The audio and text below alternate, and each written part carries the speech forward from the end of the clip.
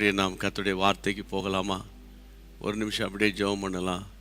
இந்த பிரசன்னத்தில் இருக்கும்போது எனக்கு கற்றுத்தாரும் ஆண்டவரே, எனக்கு சொல்லித்தாரும் ஆண்டவரே, ஆண்டவரே எனக்கு புரிதலை தாரும் ஆண்டவரே, நான் நடக்க வேண்டிய வழியை எனக்கு ஆண்டவரே வேத வசனத்தின் வெளிச்சத்திலே எனக்கு நீர் கற்றுத்தரணும்ப்பா. உம்முடைய நாமத்தினாலே நாங்கள் ஒருமனப்பட்டு ஜெபம் பண்ணுறோம். இந்த ஜெபத்தை எங்கள் ஆண்டவர் கவனிக்கிறீர், அதற்கு பதில் கொடுக்கிறீர்.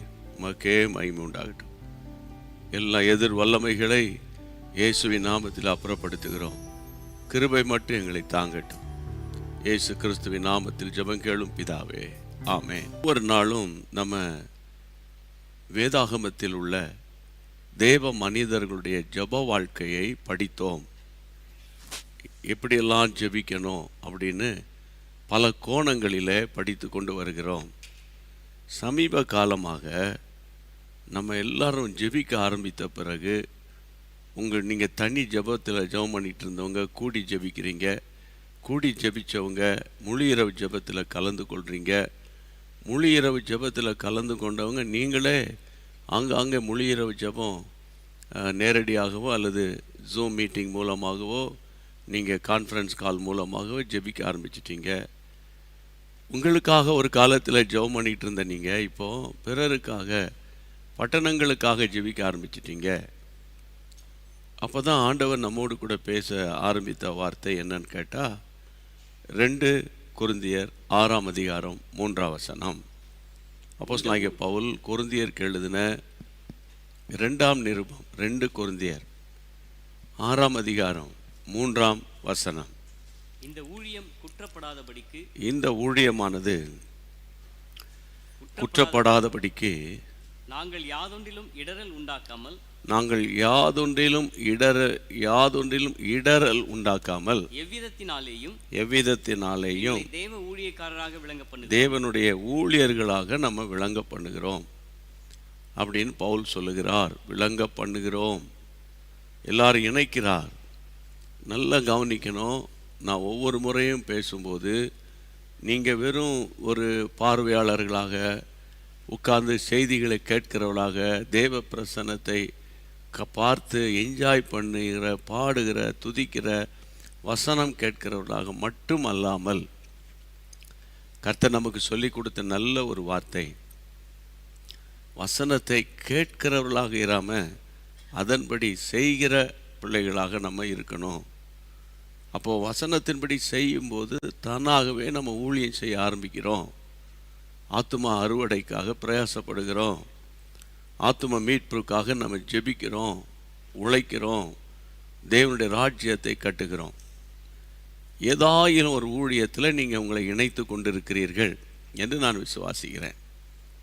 உங்கள் சபையில் ஒரு ஆலயம் கட்டுறாங்க, அந்த ஆலயத்துக்கு நீங்கள் ஒரு 1000 ரூபாய் காணிக்க கொடுத்தீங்க அப்படின்னா அந்த ஊழியத்தில் நீங்கள் பங்கு பெற்றிருக்கிறீங்க.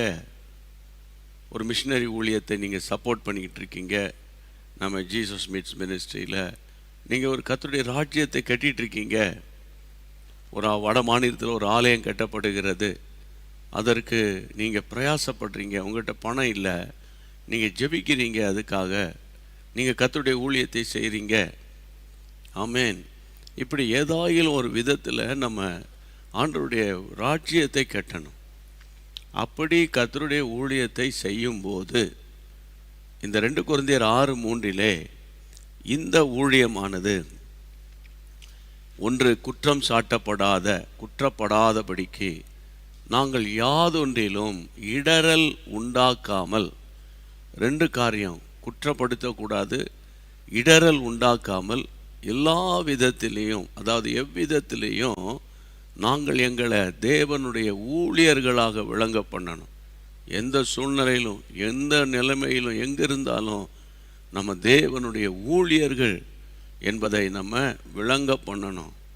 அப்போ அதுக்கு பெரிய கோட்டு ஷூட்டெல்லாம் போட்டு சிலுவையெல்லாம் மாட்டி இல்லையா, அப்படிலாம் இல்லை. அதாவது இடரல் உண்டாக்காமல் இருந்தாலே, நான் பிறருக்கு இடரல் அற்றவனாக இருந்தாலே ஆண்டவருடைய ராஜ்யம் கட்டப்படும். ஆமென். அப்போ இந்த நாட்களில் அதை குறித்து நம்ம சில வாரங்களாகவே படித்து கொண்டு வருகிறோம். கொஞ்ச காலமாக டேனியலை பற்றி படித்தோம். அப்புறமா அதுக்கப்புறமா நம்ம கர்த்தருடைய பிள்ளை யோசுவாவை குறித்து பார்த்து படித்து கொண்டே வந்தோம். அதுக்கப்புறம் மோசை குறித்து படித்து கொண்டே வந்தோம். இப்படி ஒவ்வொரு ஜெபிக்கிறவர்கள் லைஃப்பில் இருக்கிற அவங்க சுவாபங்கள், அதாவது அவங்களுடைய குணலட்சணங்கள் அல்லது கேரக்டர்ஸ், ஜெபிக்கிறவங்க அவங்க எப்படி ஜெபம் பண்ணாங்க, அவங்க எப்படி கர்த்தரை தேடினாங்க அப்படின்னா அதை முன்னால் முடிச்சிட்டோம் நம்ம. ஆனால் ஜெபம் பண்ணுகிற ஆட்களுக்கு இருக்க வேண்டிய ஒரு தெய்வீக குணம், அதுதான் இன்றைக்கி ரொம்ப முக்கியமாக இருக்குது, தேவைப்படுது. நான் நல்லா ஜெபம் பண்ணிவிட்டு இன்னொரு பக்கம் போய் உலகத்துக்கு ஒத்த வேஷம் தரித்து வாழ்ந்துக்கிட்டு இருந்தேன்னு வைங்களேன், என்னை பார்க்குறவங்க ஒரு நடிகன் தான் சொல்லுவாங்க. நடிகன்லாம் அப்படி தானே, அந்த நேரத்துக்கு நடிப்பாங்க, அவ்வளோதான். அதனால் நம்ம கர்த்தருடைய நாமத்தை மகிமைப்படுத்தி தேவனுக்கு ஏதாயிலும் ஒரு விதத்தில் நம்ம பிரயோஜனம் உள்ளவர்களாக இருக்கணும். ஏன்னா கடைசி காலம் ஆயிடுச்சு. நம்ம வெறும் ஆசீர்வாதத்தை வாங்கிட்டு ஆண்டவரை விட்டுறக்கூடாது. அவர்கிட்ட இருந்து ஆசீர்வாதத்தை வாங்கிக்கிட்டு கடைசியில் அவர் நம்மளை நான் உன்னை அறியேன்னு சொல்லிடக்கூடாது. ரொம்ப முக்கியமான ஒரு வார்த்தை. வருகிற ஆசீர்வாதமெல்லாம் அவர்கிட்டருந்து தான் வருது. அப்போ அவர்கிட்டருந்து ஆசீர்வாதம் வாங்கிக்கிட்டு கடைசியில் அவர்கிட்ட போய் என் பேரை கேட்டா, இல்லை அவனை பற்றி எனக்கு தெரியாத, அப்படி ஒரு ஆளை நான் பார்க்கலையா அப்படின்ட்டாருன்னா அதோட ஒரு பெரிய ஒரு கொடுமை பயங்கரம் வேறு ஒன்றுமே இல்லை, இல்லையா? அப்போது அவருடைய ஆசீர்வாதங்களுக்கு பாத்திரவான்களாக நம்ம நடக்கணும். அதான் ரொம்ப முக்கியம், பாத்திரவான்களாக நடக்கணும். எப்போதும் அவருடைய கிருபை தாங்கும், அவர் நம்மை நடத்துவார், அது ஒரு சப்ஜெக்டு. ஆனால் அந்த தெய்வீக சுவாபம்னு ஒன்று இருக்குது பாருங்கள், அதுதான் இன்றைக்கு நம்ம தொடர்ந்து படிக்கணும் அப்படிங்கிற ஒரு ஏவுதல் எனக்குள்ள. இன்றைக்கு கர்த்தருடைய பிள்ளைகளே, இன்றைக்கு நான் உங்கள் மத்தியில் நான் நிறுத்த போகிற ஒரு தேவ மனிதன். வாசியுங்கள் சங்கீதம் 55 சங்கீதம் 16, 17 வசனங்கள். Psalm 55 verse 16 and 17. நானோ தேவனை நோக்கி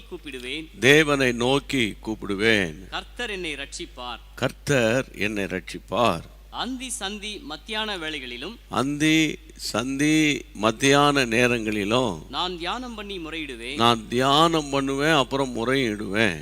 அவர் என் சத்தத்தை கேட்பார். அந்தி சந்தி மத்தியான வேளையில் தியானம் பண்ணி முறையிடுவேன், அவர் என் சத்தத்தை கேட்பார். தாவீதின் சங்கீதத்தில் நிறைய இடங்களில் அவர் ஜெபிக்கிறதை குறித்து சொல்லப்பட்டிருந்தாலும் குறிப்பாக இந்த வசனத்தில் நானோ கர்த்தரை நோக்கி கூப்பிடுவேன். அப்போ அவர் ஜெபம் பண்ணுற ஆள்ன்றது ஜெபத்தின் மேலே நம்பிக்கை வைக்கிறவர் என்பதை, ஜெபம் பண்ண வேண்டும் என்று வலியுறுத்துகிறவர் என்பதை இந்த வசனங்களில் நம்ம காண்றோம். அந்த 17ஆம் வசனத்தில் ஏதோ தேவைக்காக நம்மளை மாதிரி தேடுவார் போல அப்படின்னு நம்ம நினச்சிட முடியாது. நம்ம பார்த்திங்கன்னா பிரச்சனை வரும்போது உபவாசம் பண்ணுன்னு சொல்லுவோம். பிரச்சனை கொஞ்சம் சப்சைட் ஆனோடனே ஃபாஸ்ட் பண்ணுறதுக்கு நேரமே இல்லைன்னு நம்ம. அப்படி தாவீது இல்லை. வசனம் சொல்லுகிறது அந்தி சந்தி மத்தியானம்.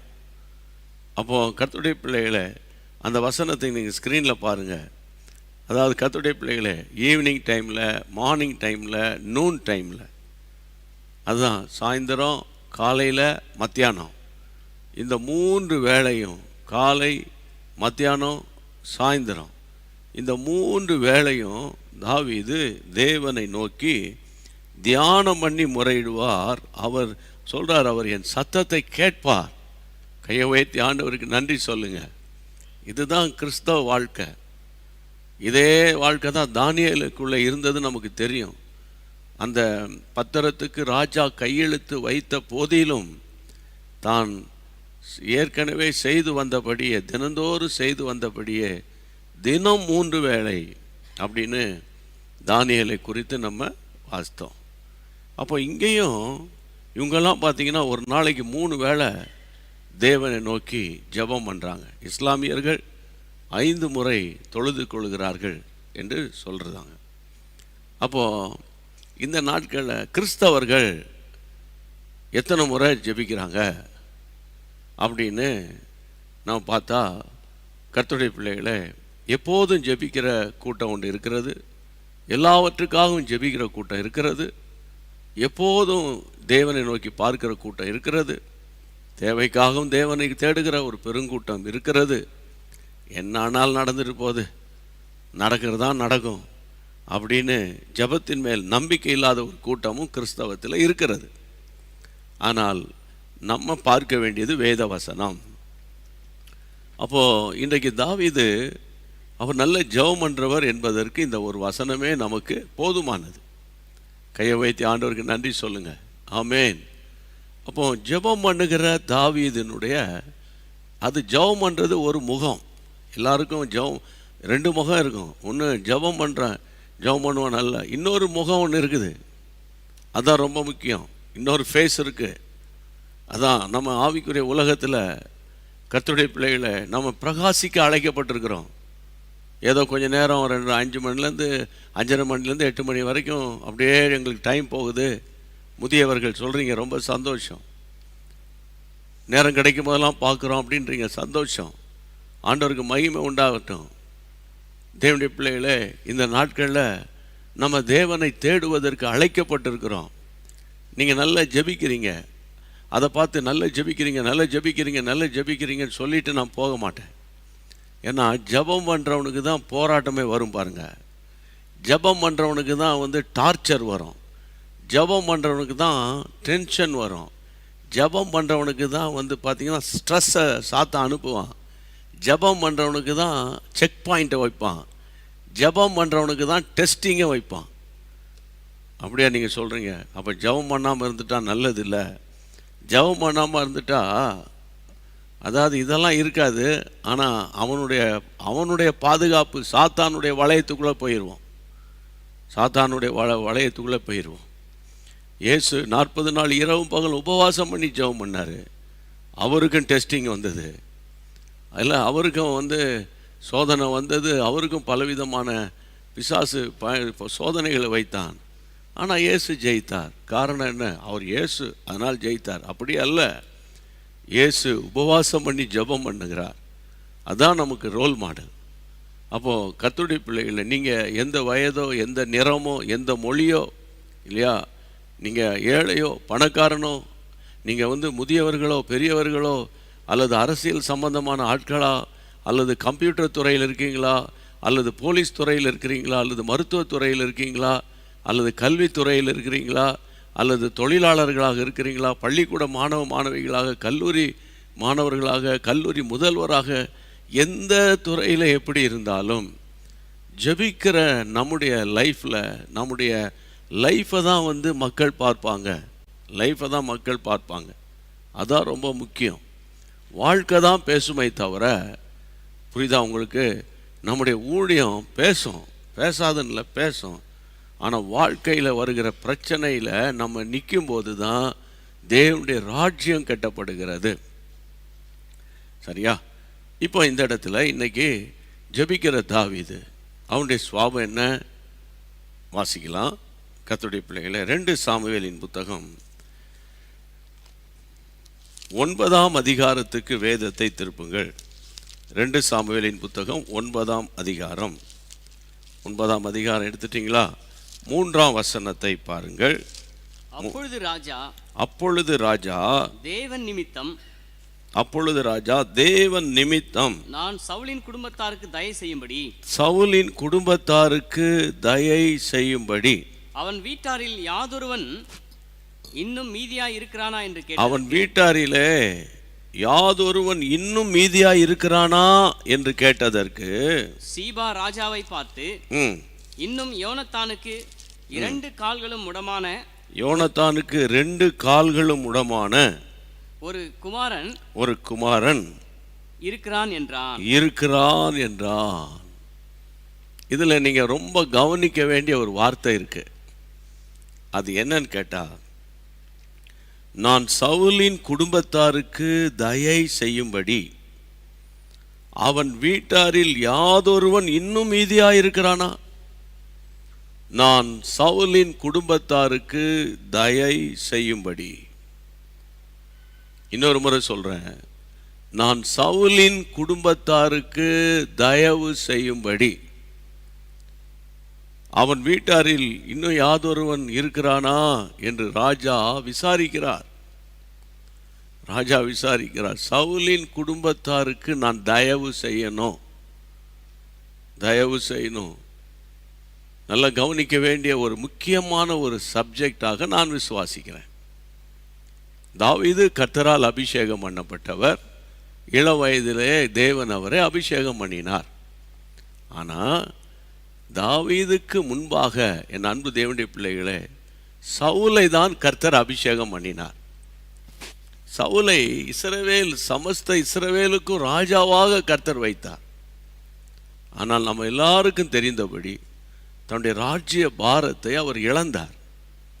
அவருடைய அறியாமை நிமித்தம், அறிவீனத்தின் நிமித்தம், சத்துருவுக்கு இடம் கொடுத்தது நிமித்தம், அமிலேக்கோடு அன்பு பாராட்டினது நிமித்தம் அவர் தன்னுடைய ஊழியத்தையே இழந்து போனார். அது நமக்கு தெரியும். அந்த நேரத்தில் தான் தாவீது அறிமுகமாகிறார். தாவீது யுத்த களத்தில் கோலியாத்தை மேற்கொள்ளுகிறார். அதன் நிமித்தம் தாவீதின் பெயர் பிரபலமாகிறது.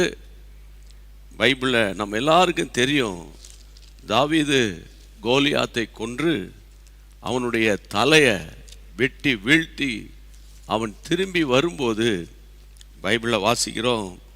என்னை கேட்டுக்கொண்டிருக்கிற தேவனுடைய பிள்ளைகளே, அதாவது 18ஆம் அதிகாரம் 1 சாமுவேல் 18:7 வேதம் சொல்லுகிற 18:6 தாவீது பெலிஸ்தேனை கொன்று திரும்பி வந்த பின்பு ஜனங்கள் திரும்பி வரும்போதும் ஸ்திரீகள் இஸ்ரவேலின் சகல பட்டணங்களிலும் இருந்து ஆடல் பாடலோடு புறப்பட்டு மேளங்களோடும் கீத வாக்கியங்களோடும் சந்தோஷமாய் ராஜாவாகிய சவுலுக்கு எதிர்கொண்டு வந்தார்கள்.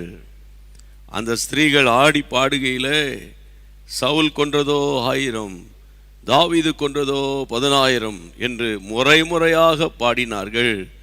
அந்த வார்த்தை, அடுத்த வசனத்தில் பாருங்கள், அந்த வார்த்தை சவுலுக்கு விசனமாயிருந்தது. அவன் மிகுந்த எரிச்சல் அடைந்து, தாவீதுக்கு 10,000 எனக்கோ 1000 கொடுத்தார்கள், இன்னும் ராஜாங்க மாத்திரம் அவனுக்கு குறையா இருக்குது என்று சொன்னான். என் அன்பு தேவனுடைய பிள்ளைகளே, அந்நாள் முதற்கொண்டு சவுல் தாவீதை காய்மகாரமாக பார்த்தான். அந்த நாளிலிருந்தே அவன் அவனுடைய பார்வை மாறிட்டு, நான் உங்களுக்கு இன்றைக்கி ஒரு நல்ல சத்தியத்தை சொல்லி கொடுக்கணும்னு ஆண்டவர் எனக்கு சொல்லி கொடுத்தார். இங்கே பாருங்க, இந்த சவுல் தாவீதுக்கு சத்துருவாக மாறுகிறான். தாவீது கோலியாத்தை கொன்றபோது வசனம் சொல்லுகிறது, கர்த்தருடைய பிள்ளைகளை, ஸ்திரீகள் பட்டணங்களிலும் இருந்து எல்லா ஊர்களிலிருந்து ஆடல் பாடலோடு புறப்பட்டு சந்தோஷமாய் ராஜாவாகிய சவுலுக்கு எதிர்கொண்டு வராங்க. சவுலுக்கு முன்னால் நின்று கொண்டு சவுலை புகழாமல் தாவீதை புகழுகிறார்கள். உடனே வேதம் சொல்லுகிறது, அந்த வார்த்தை சவுலுக்கு பயங்கரமான ஒரு வேதனையை கொண்டு வருகிறது. அந்த வேதனை எரிச்சலை கொண்டு வருகிறது. அந்த எரிச்சல் ஒரு காய்மகாரத்தை கொண்டு வருகிறது. அந்த காய்மகாரம் அவனை கொல்ல வேண்டும் என்ற ஒரு கொலை வெறியை கொண்டு வருகிறது. எவ்வளோ டெவலப் ஆகுது பாருங்க. ஆனால் அப்படிப்பட்ட சவுல் தன்னுடைய ஓட்டத்தை முடித்தான். சவுல் மரித்து விட்டான். அவனுடைய குமாரர் எல்லாரும் கொல்லப்பட்டு வேதனையோடு கூட இருக்கிற காரியங்களெல்லாம் தாவீது அறிந்தார். ஆனால் 2 சாமுவேல் 8ஆம் அதிகாரத்தில் 9ஆம் வசனத்தில் முக்கியமான ஒரு வார்த்தையை இன்றைக்கு சாயந்தரம் நான் பிற்பகலில் வாசித்து தியானித்தேன். அந்த வசனம் சொல்லுகிறது, ராஜா தேவன் நிமித்தம், அந்த வார்த்தையை பாருங்க, தேவன் நிமித்தம் நான் சவுலின் குடும்பத்தாருக்கு தயவு செய்யணும். கர்த்தர் நிமித்தம், கர்த்தருக்காக நான் கர்த்தரால் அபிஷேகம் பண்ணப்பட்டவனாய் இருக்கிறதுனால, 2வது நான் ஜெபிக்கிறவனாய் இருக்கிறதுனால, மூணாவது நான் கர்த்தரை சார்ந்து இருக்கிறதுனால, நான்காவது நான் கர்த்தருடைய பிள்ளை என்ற ஸ்தானத்தில் இருக்கிறதுனால, எனக்கு விரோதமாய் நீண்ட காலமாய் என்னை கொல்ல எத்தனையோ முறை ஈட்டியை எறிந்து கொல்ல பார்த்தான், கர்த்தர் தப்புவித்தார். அந்த சவுலுக்கு பயந்து காடுகளிலும் மலைகளிலும் இல்லை ஓடி ஓடி ஓடி ஒளிஞ்சு ஒளிஞ்சு ஒளிஞ்சு வாழ்ந்தார். ஆனால் அப்படி வேதனைப்படுத்தின ஒரு பயங்கரமான ஒரு கொலைவெறி சவுல். ஆனால் இப்போ அவர் என்ன சொல்றாருன்னா, நான் தேவன் நிமித்தம் நான் சவுலின் குடும்பத்தாருக்கு தயவு செய்யணும்.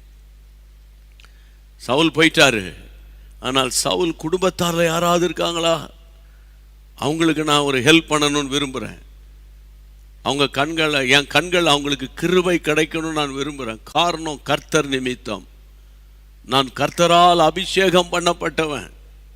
நான் சும்மா ஜெபம் பண்ணுறவன் மட்டுமல்ல, சும்மா அந்நிய பாஷை பேசுகிறவன் மட்டுமல்ல, சும்மா கடமைக்காக நான் ஜெபம் பண்ணுற ஒரு ஆள் இல்லை.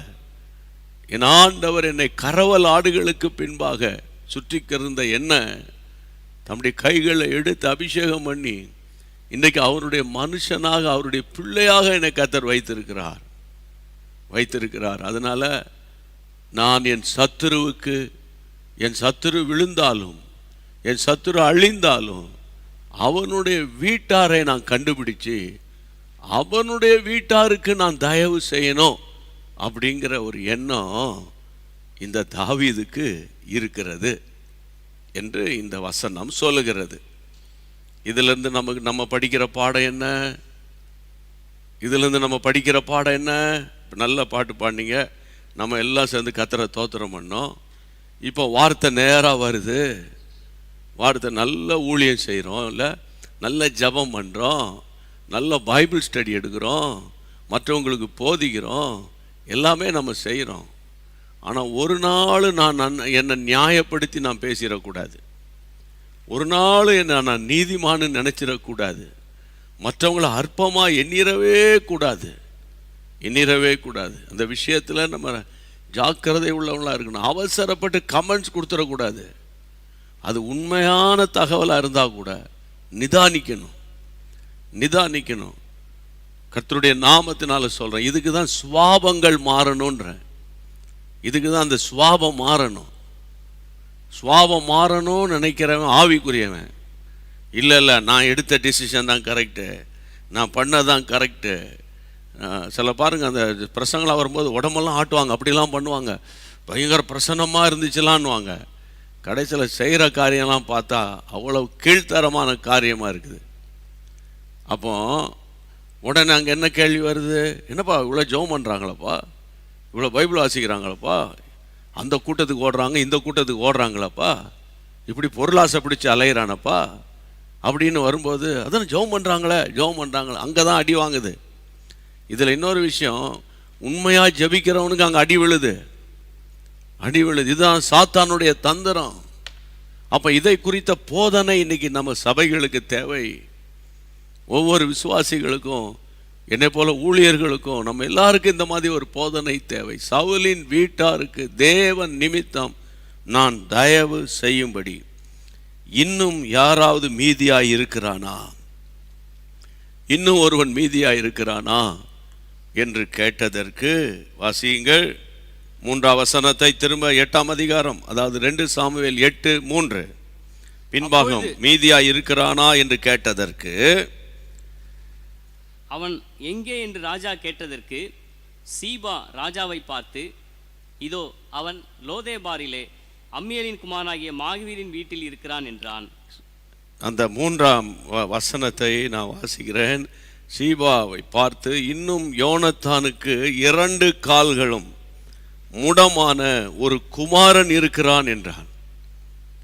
இன்னும் யாராவது இருக்காங்களா? அவருக்கு யாருக்கு தெரியல, ஆனால் கர்த்தர் உணர்த்தி இருக்கிறாரு. உடனே அவர் கேட்குறார், சீபாவை கூப்பிட்டு கேட்குறார், எப்பா யார் இருக்கிறாங்களான்னு. சீபா சொல்கிறான், ஒருவர் இருக்கிறான்.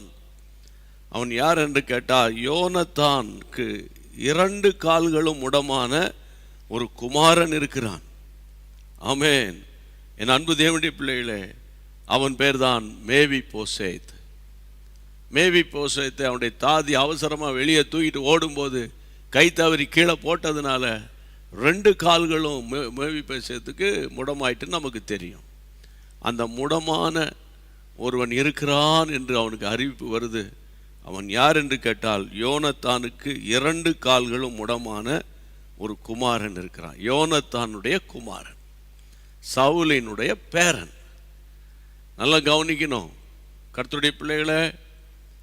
சவுல் பயங்கரமாய் எரிச்சலும் கொடுமைக்காரனுமாய் இருந்தான்.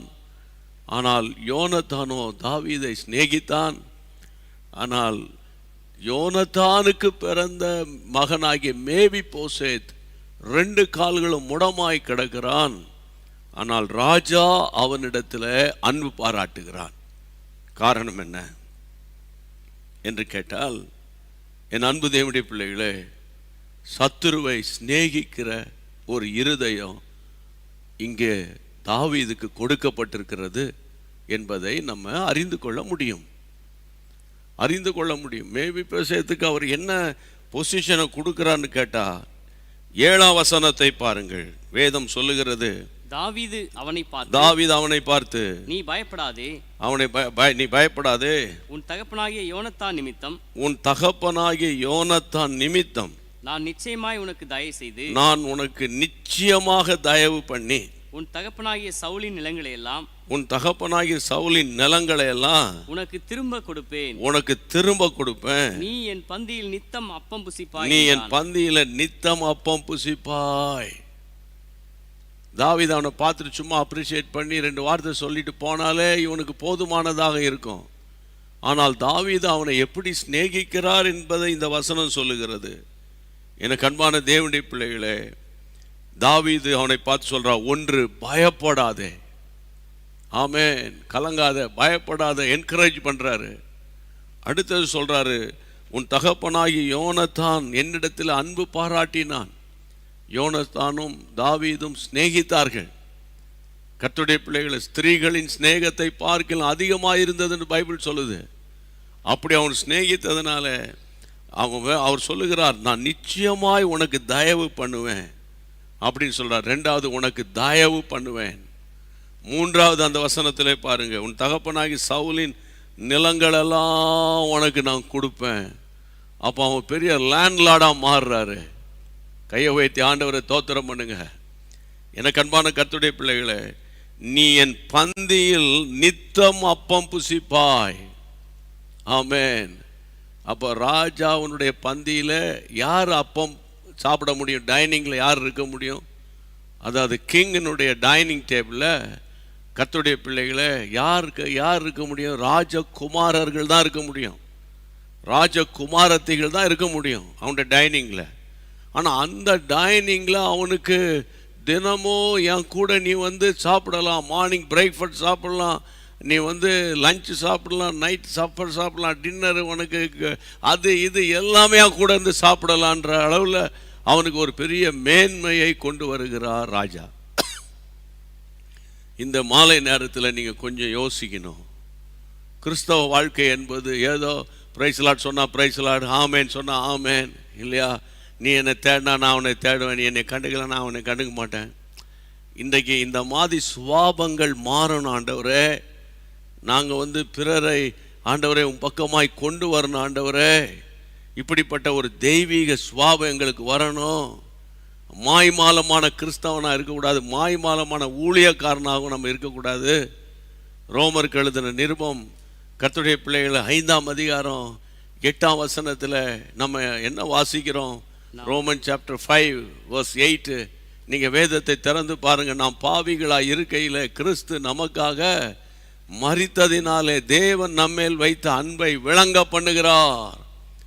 ஆமென். நாம் பாவியாக இருக்கும்போது கிறிஸ்து மரித்தார்.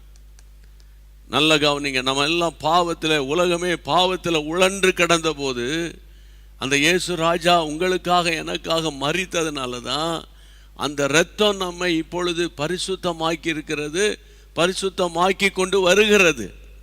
அனுதினமும் பரிசுத்தத்துக்காக பிரயாசப்படுகிறோம், ரட்சிப்பு நிறைவேற பிரயாசப்படுகிறோம், இல்லையா? அப்போ இதை ஆண்டவர் தம்முடைய இரத்தத்தை சிந்தினதுனால அவருடைய அன்பை நமக்கு அவர் விளங்க பண்ணுகிறார். இப்படி ஆண்டவர் நம் தம்முடைய அன்பை விளங்க பண்ணுகிறார். ஆமென். 10ஆம் வசனத்தை பாருங்கள். ரோமர் 5ஆம் அதிகாரம் 10ஆம் வசனம். நாம் தேவனுக்கு சத்துருக்களாய் இருந்த போது, ஒன்று நாம் பாவிகளாய் இருந்த போது, பாவத்தில் கடந்த ஒரு காலத்தில், இன்னொரு 10ஆம் வசனத்தில் அந்த வசனத்தை பாருங்க. நாம் சத்துருக்களாய் இருந்த போது அவருடைய குமாரனுடைய மரணத்தினாலே அவரோடு கூட ஒப்புரவாக்கப்பட்டோமானால், ஒப்புரவாக்கப்பட்ட பின் நாம் அவருடைய ஜீவனாலே ரட்சிக்கப்படுவது அதிக நிச்சயம். பாவிகளாய் இருக்கும்போது நமக்காக சிலுவையில் இரத்தம் சிந்தினவர். நீங்களும் நானும் சத்துருக்களாக இருந்தோம். நாம் எல்லாரும் சத்துருக்களாக இருந்தோம். ஆமென். சாத்தானுடைய கிரியைகளை செய்கிறவர்களாக இருந்தோம். கிருபையாய் கர்த்தர் நம்மை ரட்சித்தார், மன்னித்தார். இன்னைக்கு அவருடைய பிள்ளையாய் மாற்றி இருக்கிறார். இப்போ இதில் நல்லா கவனிக்கணும். எனக்கு அன்பான தேவனுடைய பிள்ளைகளே, அப்போது இதிலிருந்து நம்ம அறிந்து கொள்ள வேண்டிய காரியம் என்னன்னு கேட்டால், அப்போ நம்முடைய பாவங்களை ஆண்டவர் மன்னித்தாரே, அப்போ மற்றவருடைய காரியங்களை நம்ம மன்னிக்கணுமே இல்லை? அதை தானே வேதத்தில் நம்ம வாசிக்கிறோமா இல்லையா? பிரியமானவர்களே, வேதம் சொல்லுகிறது. மார்க் எழுதின சுவிசேஷம் திருப்புங்க. மார்க் எழுதின சுவிசேஷத்தை திருப்பி 11ஆம் அதிகாரம். மத்தேயு மார்க்கு 11ஆம் அதிகாரத்தை திருப்புங்க எல்லாரும் சேர்ந்து. நான் வாசிக்க வேண்டிய முக்கியமான வசனம் 25, 26. நீங்கள் நின்று ஜெபம் பண்ணும்போது ஒருவன் பேரில் உங்களுக்கு யாதொரு குறை உண்டாயிருக்குமானால், வாசியுங்கள். பரலோகத்தில் இருக்கிற உங்கள் பிதா, வாசிங்க சத்தமா. தப்பிதங்களை உங்களுக்கு மன்னிக்கும்படி அந்த குறையை அவனுக்கு மன்னியுங்கள். மன்னிக்கும்படி அவர்கள் குறையை மன்னியுங்கள். நீங்கள் மன்னியாதிருப்பீர்களானால் பரலோகத்தில் இருக்கிற உங்கள் பிதாவும்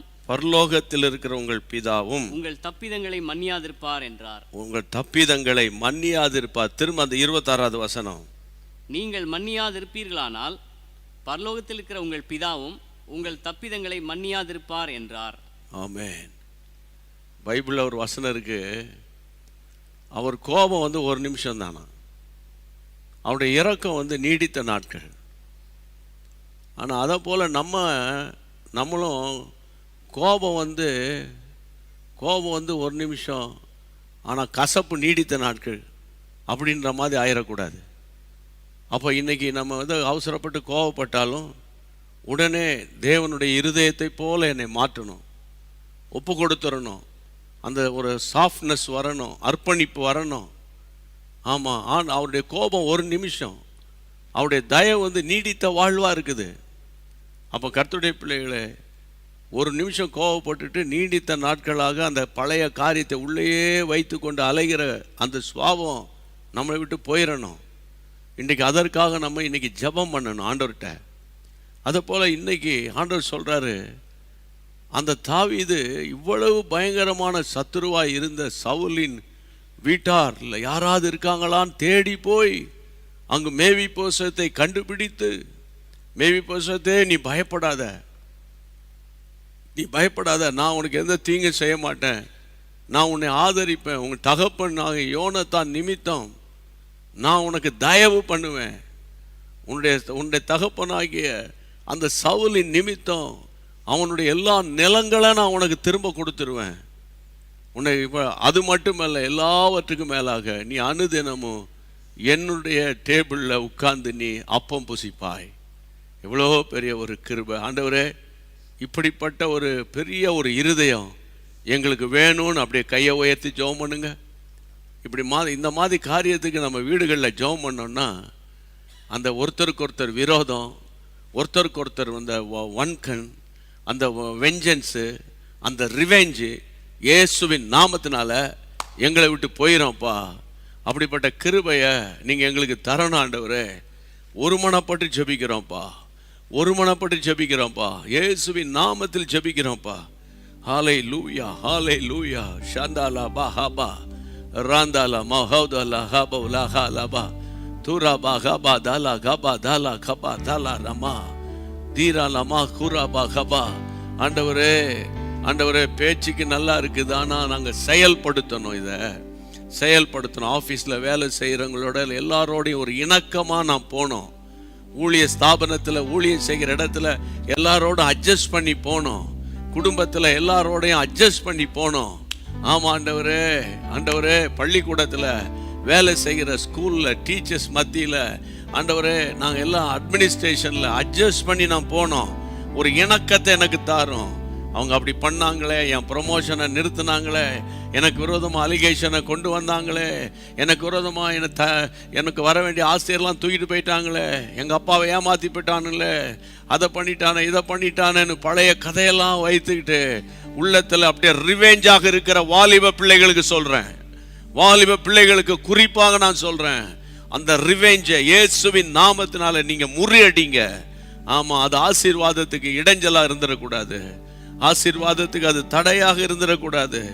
இயேசுவின் நாமத்தினால அப்பா ஆண்டவரை ஜெபிக்கிற தாவீது, அந்தி சந்தி மத்தியான நேரங்களில் முறையிடுகிற தாவீது, முறையிட்டு தியானம் பண்ணி சொல்லுகிற தாவீது, ஜெபம் பண்ற தாவீது, ஆண்டவரே சத்துருவாகிய ஆண்டவரே சவுலின் குடும்பத்தாருக்கு இரக்கம் பாராட்டுகிற ஒரு இருதயத்தை இந்த வசனத்திலிருந்து எங்களுக்கு கற்றுக் கொடுத்தபடியால் ஆண்டவரே நாங்கள் கைகளை உயர்த்தி எங்களை தாழ்த்துகிறோம். எல்லா இடங்கள் எந்தெந்த மாவட்டங்கள்லேருந்து நீங்கள் ஜெபிக்கிறீங்க எனக்கு தெரியாது, கையை உயர்த்துங்க. உங்கள் வீடுகளுக்குள்ளே ஒரு சமாதானம் வரணும்.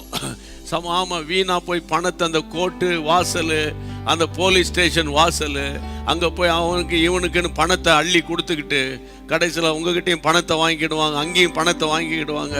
சரி, அடுத்த வாரம் பார்க்கலாம், அடுத்த வருஷம் பார்க்கலாம், அடுத்த 2 மாதம் கழிச்சு ஒரு வாய்தா போடுங்க. இப்படியே இழுத்து அடிச்சுக்கிட்டு ஆமாம், ஏன் வீணா போய் இப்படி பண்ணணும்? ஆமாம், கர்த்தருடைய பிள்ளைகளை, சாட்சிக்காரன் காலில் விழுறத விட சண்டைக்காரன் காலில் விழுந்துரு. உனக்கு ஒரே நாள் எல்லாம் க்ளோஸ் ஆயிரும் சப்ஜெக்ட். இயேசுவின் நாமத்தினால ஆமென். பைபிள் படி சொல்றேன், ஆமென். மனுஷர் கையில விழாது இருப்பேனாக, மனுஷர் கையில விழுகிறதை விட கர்த்தர் கையில விழுவேனாக. ராபோலா மகாபூதா லா கபா தாரா கபா ஷந்தா ராபோலா கபா தூடா ராகா தாலா ரமா கபா. இயேசுவின் நாமத்தில் ஜெபிக்கிறோம் தகப்பனே. இந்த இரவிலும் எங்களுக்கு சொல்லிக் கொடுத்த நல்ல சத்திய வசனங்களுக்காக ஸ்தோத்திரம் ஆண்டவரே. இதை எங்கள் லைஃப்ல அபியாசப்படுத்தணும். எங்களுக்கு விரோதமாக பேசினவங்க, எங்களுக்கு விரோதமாக பொய் காரியங்களை பேசி கூடி பேசினவங்க, கூட்டம் போட்டு பேசினவங்க, கூடி பேசினவங்க, வாட்ஸ்அப்ல மெசேஜை பரிமாறினவங்க, ஆமா கான்ஃபரன்ஸ் காலை போட்டு பேசின ஆட்கள்லாம் இருக்காங்கப்பா. கர்த்தாவே நீங்க கிருபை செய்யுங்க, கிருபை செய்யுங்க. எல்லாவற்றையும் நாங்கள் மன்னிக்கணும், ஒருத்தருக்காக ஒருத்தர் ஜெபிக்கணும், ஒருவர் தாங்கணும். ஆண்டவரே, கடைசி காலத்தில் நம்முடைய ராஜ்யம் இந்தியாவில் வரணும், எங்கள் தமிழ்நாட்டில் வரணும். ஆமென். எங்களுடைய இயேசுவின் ராஜ்யம் வரணும். ஆமென். எல்லாரும் கைகளை உயர்த்தி ஆமென், ஆமென். கையை உயர்த்தி, இயேசுவே உம்முடைய ராஜ்யம் எங்கள் வீட்டில் வரணும். ஆமாம், அப்படி சொல்லுங்க. உம்முடைய ராஜ்யம் எங்கள் வீட்டில், சிந்தையில் உம்முடைய ராஜ்யம் வரணும், எங்கள் எண்ணங்கள் நம்முடைய ராஜ்யம் வரணும், எங்கள் பேச்சில் நம்முடைய ராஜ்யம் வரணும். ஹல்லேலூயா, ஹல்லேலூயா. ஆமாண்டவரே. ஹௌரபா பா ஹபா ரபா லா ஹபா. இயேசுவின் நாமத்தில் ஒருமனப்பட்டு கையை உயர்த்தி ஜெபம் பண்ணிடலாம். தகப்பனே உமக்கு ஸ்தோத்திரம், உமக்கு ஸ்தோத்திரம், உமக்கு ஸ்தோத்திரம். ஆண்டவரே, இந்த ஆசீர்வாதமான புதன்கிழமை மிஷினரிகளுக்காக நாங்கள் ஜெபம் பண்ணினோம் அப்பா. இந்த மிஷினரி டேயில் ஆண்டவரே எங்களுக்கு கொடுத்த நல்ல வசனங்களுக்காய் தோத்திரம் ராஜா. உங்களுடைய மாறாத கரம் கூட இருந்து நடத்தட்டும்.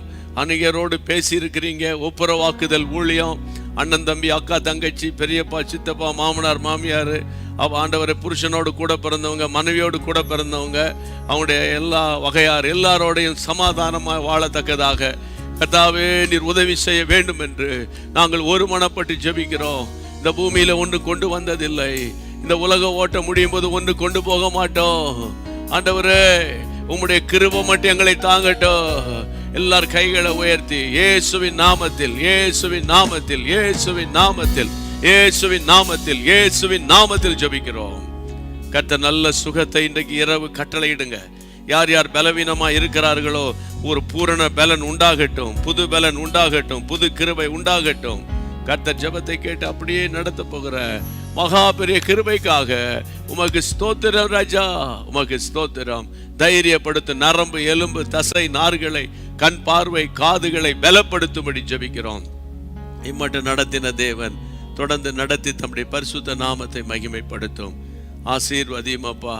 ஆண்டவரே, இந்த நாளிலும் ஆண்டவரை வசனம் கேட்ட ஆண்டவரை ஆண்டவர் நான் பிரசங்கித்த போது ஜெபத்தை என்னோடு கூட சேர்ந்து ஜெபித்த எல்லா தேவ பிள்ளைகள் மேலும் உம்முடைய சமாதானம் இருக்கட்டும். பள்ளிக்கூடங்களுக்கு போகிற பிள்ளைகளுக்கு இந்த கொரோனா நாட்களில் எந்த ஒரு திரும்பவும் ரேஸ் ஆகிட்டு இருக்கிறதுனால எந்த பாதிப்பு வரக்கூடாது, அது அப்படியே மங்கி போகட்டும். பள்ளிக்கூடங்கள் வேலை பார்க்கணும், ஆஃபீஸில் வேலை பார்க்குறவங்க, ட்ரெயினில் ட்ராவல் பண்ணுறவங்க, 2 வீலரில் ட்ராவல் பண்ணுறவங்க, காரில் ட்ராவல் பண்ணுறவங்க, ஆண்டவரே உமக்கு ஸ்தோத்திரம், மெட்ரோவில் ட்ராவல் பண்ணுறவங்க, ஆண்டவரே எங்கே இருந்தாலும் அவர்கள் மேலே நம்முடைய பரிசுத்த பாதுகாப்பு இருக்கும்படி நாங்கள் ஜெபிக்கிறோம். ஆண்டவருடைய பரிசுத்த கிருபை வெளிப்படும்படி ஜெபிக்கிறோம். உம்முடைய நாமம் மட்டும் மகிமைப்படுவதாக என்று வேண்டிக் கொள்ளுகிறோம். ஜெபத்தை கேட்ட கர்த்தருக்கு ஸ்தோத்திரம். ஆசீர்வதித்த தேவனுக்கு ஸ்தோத்திரம். இயேசுவின் நாமத்தில் பிதாவே, ஆமேன், ஆமேன், ஆமேன். ஆண்டவர் நல்லவர். இன்றைக்கு இரவு வாசிக்க வேண்டிய வேத பாடம் வழக்கமான நம்முடைய வேத பாடம் இந்த நியாயாதிபதிகளின் புத்தகத்தில் 15ஆம் அதிகாரத்தை வாசித்து நல்ல கையை உயர்த்தி வழக்கம் போல சொல்றது போல சொல்கிறேன். நல்ல கர்த்தரை ஸ்தோத்திரம் பண்ணிட்டு எங்களை நினைச்சு, குடும்பங்களை நினைத்து, மீடியா டீம், வர்ஷிப் டீம், சரியா, புதிதாய் திருமணமான உங்களுடைய குடும்பங்கள் எல்லாரையும் நினைத்து நீங்கள் ஆண்டவருக்கு நன்றி சொல்லுங்கள். தொடர்ந்து நாளைக்கு வியாழக்கிழமை நிறைய பேருக்கு இன்ஃபார்ம் பண்ணுங்கள், சரியா, இன்ஃபார்ம் பண்ணுங்கள். ஆண்டவருடைய நாம மகிமைப்படட்டும். வியாழக்கிழமை உபவாச ஜெபம். அப்படியே ஸ்க்ரீன்ஷாட் எடுத்துக்கோங்க. அப்படியே ஸ்க்ரீனில் ஒரு ஸ்க்ரீன்ஷாட் எடுங்க. அதை மற்றவங்களுக்கு எல்லாருக்கும் நீங்கள் வேகமாக இன்றைக்கி நைட்டாக நீங்கள் அனுப்பி விட்டுருங்க. அப்போ அவங்க எல்லாம் நாளைக்கு கலந்து கொள்றதுக்கு வசதியாக இருக்கும். நம்ம ஜெபம் பண்ணலாம். தேவன் கிருபையாக நடத்துவார். ஆமேன்.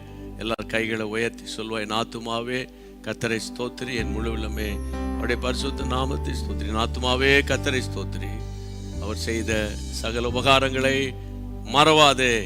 ஆமேன். சேர்ந்து பாடிடலாம். சாத்தானின் மேல் அதிகாரம் தந்ததே இயேசுவின் நாமமே. சாத்தானின் மேல் அதிகாரம் தந்ததே இயேசுவின் நாமமே.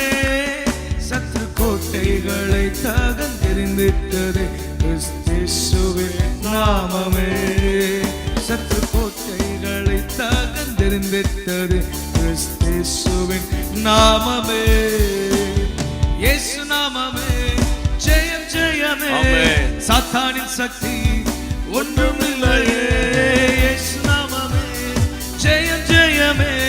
சாத்தானின் சக்தி ஒன்றுமில்லையே. அல்லேலூயா, ஹோசன்னா, அல்லேலூயா.